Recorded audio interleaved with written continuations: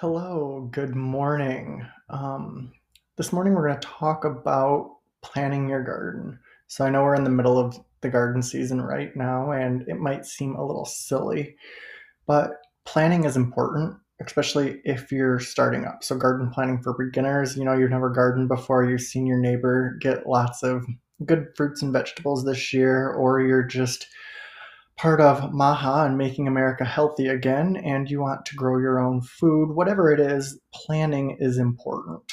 And we will always advocate for eating healthy, eating whole foods, eating as close to as unprocessed as you can is good for you. So planning makes it so you can get more out of the space you have, and any amount of space is enough to start growing your own food, and it's very important to do. So we're going to go over a couple things that are important, and I wish I had had a little bit more help in starting when I designed my garden. So the first is, where is your sun? Where is your shade? What's blocking the sun? What times of day does it get enough sun? Most garden vegetables like 7 to 8 hours of sun. They love lots of sun. So when I built my raised strawberry beds and put strawberries in on the side of the house that only gets morning sun, I severely limited how productive my strawberries would be. Things like that are what I'm trying to help you all solve. So become a sun detective. See where in your yard gets the most sun. Make a map, and if it's not getting 6 to 7 hours, it might not be the best spot. If you've only got spots that don't get a lot of sun, there are vegetables and fruits that don't need as much sun. So that's then what we're going to try and look at to grow in those spots, and what I've had to do with those raised strawberry beds that I built. So you're not just checking at one time of the day. The sun moves, so you need to check multiple times a day, morning, noon, afternoon, evening. See where that sun is, where the shade is. Make sure that it's getting enough to plant what you want to do. And like I said, there are things that don't like a lot of sun and actually would do better in some shady spots. Think kale, lettuce, radishes, your leafy greens, the things that they need sunlight to grow, but they don't want to be baking in it all day.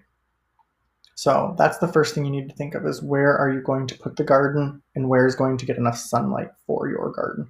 The next is, how big of a garden do you want? You can make your garden be a full-time hobby if that's what you want to do, or you can make it where you're just getting maybe a vegetable for dinner. So you're starting small and you just want some of the food you're making to be homemade, grown yourself, chemical, pesticide free, you can do that. So a few containers, a 4x8 raised bed, a small balcony garden, those are all great small spots to start, and will only take maybe an hour or two a week. And you can get a side meal for 1 to 2 people on that. You want to start getting bigger than that, you can, make several 4x8 raised beds. You can get your time up to maybe 2 to 4 hours a week, and you can actually maybe start getting enough food for entire meals. And then if you want to start getting up into a full-time hobby or a small homestead, you can be putting in 6 to 8 hours a day and feeding not just your whole family, but having some excess to sell to your community and help make sure that your community is as healthy as possible. So now that we've chosen our location and chosen how big we want to go, now what's next? Well, if you've not started gardening before, there are plants that are easy and there are plants that require a bit more experience. Zucchini grow way easier than melons. So if you're starting with a vinier plant or a squash type plant, that could be good to start with. And then once you've mastered that and pest cycles, water cycles, switch to a more finicky fruit like cantaloupe. But one of the easiest spots to always start is leafy greens. So think lettuce, spinach, kale. Those all come up early. They're all things that you can plant in the spring, and they're all things that are deeply rewarding to start. Like, eating your own lettuce is so much better than going to the grocery store and pulling out spinach that's already molding and you're not sure they washed all the pesticides off, and E. coli is happening all the time. So grow your own. Leafy greens are a great spot to start. Radishes, you can literally be eating something you planted in 30 days. So radishes are another good one to start with.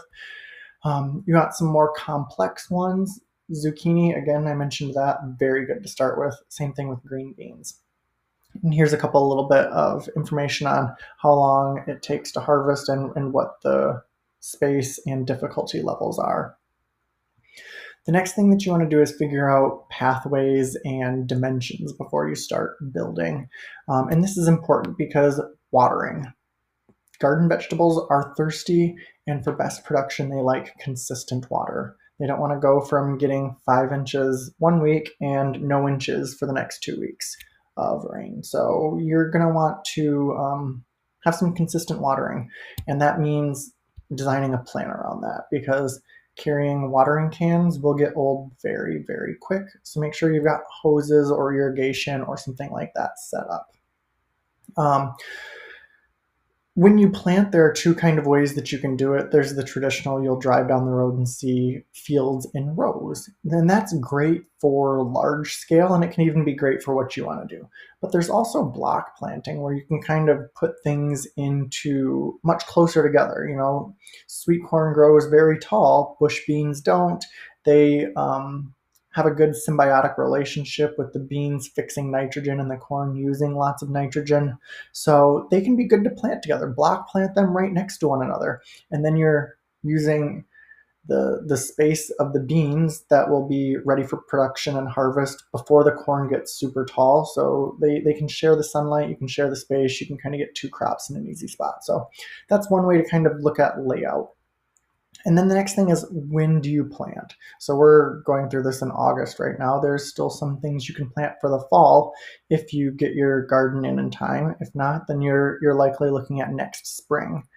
But beginner planting schedule by season. So right now, if you built your raised bed, you can still get a fall harvest of all of these things. So don't think you're too late if you're envious of your neighbor right now and seeing what they're eating. You still can get a raised bed in, or get some patio pots, or get a vertical terrace for your balcony, whatever you're looking at, and you can grow leafy greens, carrots, kale. You can grow all of those things right now. You can still get another harvest of radish in. And depending on where you live, you could still maybe even plant green beans and get a fall harvest of green beans. So there are lots of options now. And then next spring, you can go ahead and get planted then too. Oh my gosh, look at that typo. It should be peas, not bees. Funny. But peas are a good spring crop too if you're waiting till next year. And then the last thing is, be flexible.